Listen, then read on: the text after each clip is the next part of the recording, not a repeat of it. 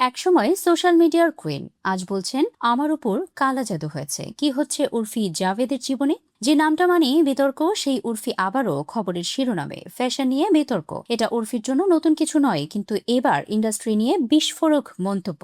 উর্ফির দাবি তার জীবন যেন থেমে গেছে, একের পর এক কাজ হারাচ্ছেন, ব্র্যান্ড ডিল, শো সব বাতিল। তার কথায় সময়টা খুব খারাপ যাচ্ছে। জীবনের কঠিন সময়ের কথা বলতে গিয়ে উর্ফি জানান, সব সময় মনে হয় তার জীবন যেন থমকে গিয়েছে। প্রতি পদক্ষেপে নানাবিধ বাধার সম্মুখীন হচ্ছেন, ক্যারিয়ারে কঠিন সময়ের মধ্যে দিয়ে অতিবাহিত হচ্ছেন। তার কথায় সময় খুব খারাপ যাচ্ছে, মনে হয় কেউ আমার উপর কালা জাদু করেছে। আরও যোগ করেন, তিনি নাকি বেশ কিছু পূর্ব নির্ধারিত শো, ব্র্যান্ডের কাজ হারিয়েছেন, যা তার জীবনকে আরো দুর্বিষহ করে তুলেছে। কালা জাদু ও জীবন সংগ্রাম নিয়ে কথা বলতে গিয়ে উর্ফি নিজের ভাবনার কথা বলেন। তার মতে কালা জাদুর কারণেই জীবনে এসব ঘটছে, তবুও বাস্তববাদী থাকারও চেষ্টা করেন। অন্ধবিশ্বাসী নির্ভরশীল হয়ে উন্নতির পথে আরো বাধা আসতে পারে, তাই তিনি নিজের ভুলগুলো চিহ্নিত করে সেগুলো ঠিক করার দিকে মনোনিবেশ করতে চান। ইন্ডাস্ট্রির নেপোটিজম নিয়ে মত প্রকাশের পাশাপাশি তার প্রতি কারো হিংসাত্মক মনোভাব রয়েছে বলেও সন্দেহ প্রকাশ করেন। উর্ফির কথায় অনেকের সম্পর্কে শুনেছেন যে তারা অন্যদের